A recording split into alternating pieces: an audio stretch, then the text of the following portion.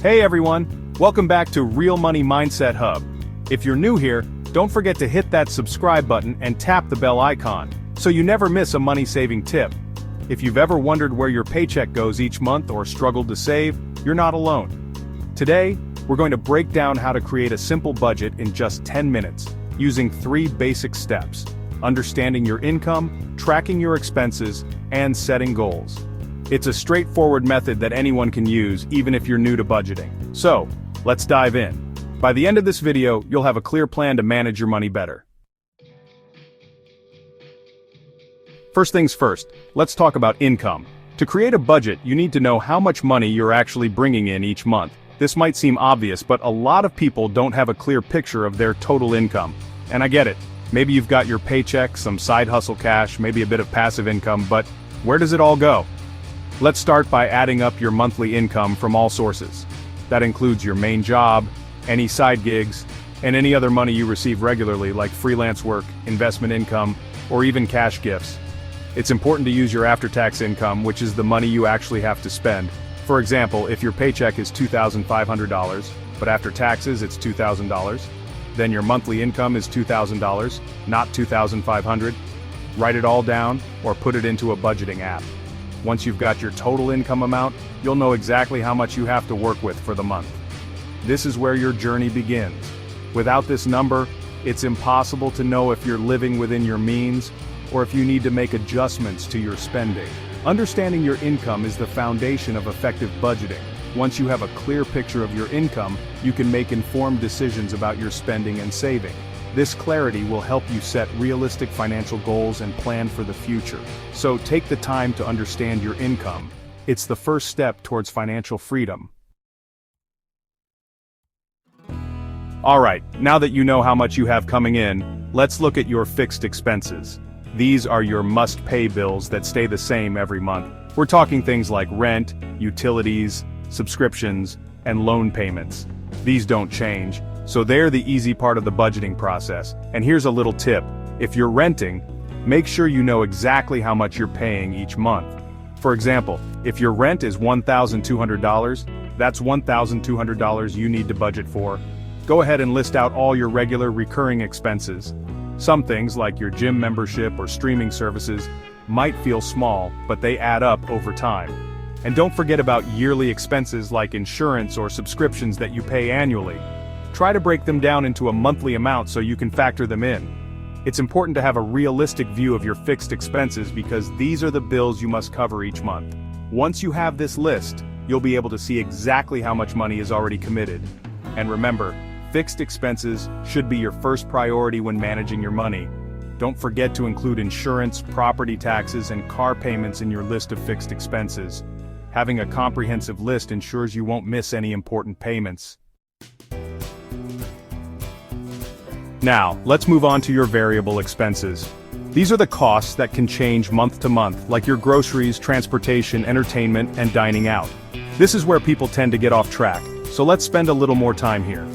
Start by looking back at your recent bank statements or credit card statements to see what you've been spending on these categories.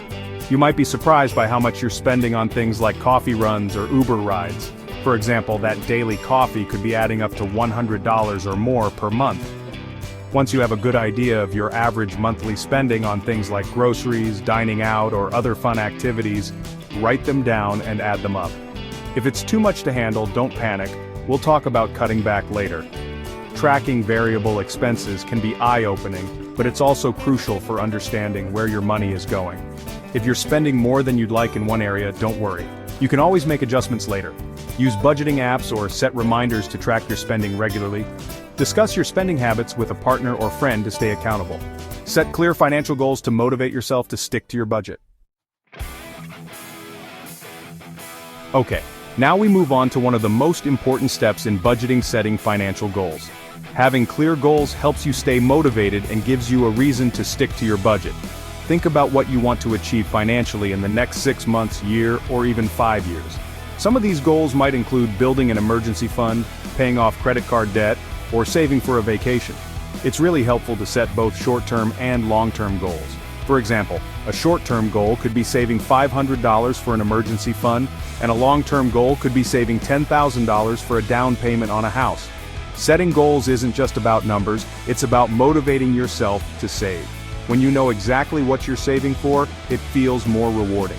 Start small if you need to. You don't have to have huge goals right away. Just pick a couple of things that matter to you right now.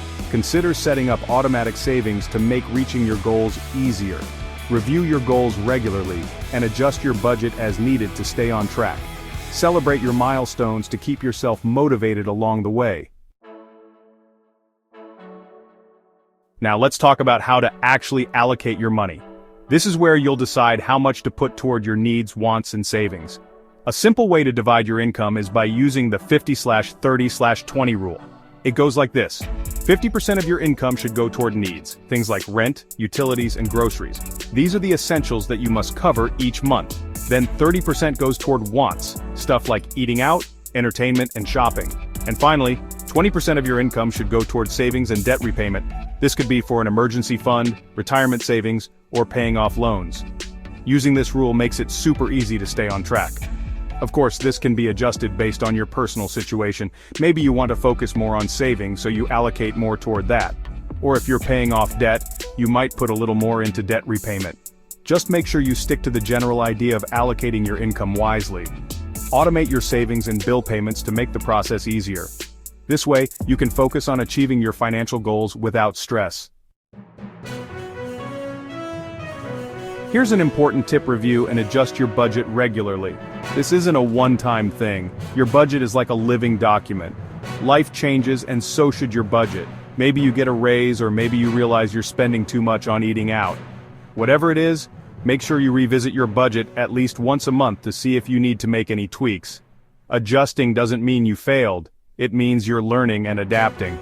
Regular reviews help you stay on track and achieve your financial goals. So keep an eye on your budget and make adjustments as needed.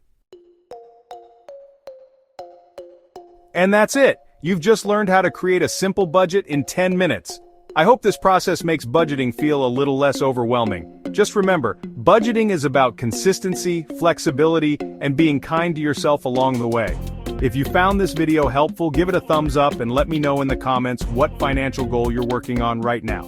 And don't forget to subscribe for more personal finance tips. See you in the next video. Remember, every small step counts towards your financial freedom. Stay motivated and keep pushing forward.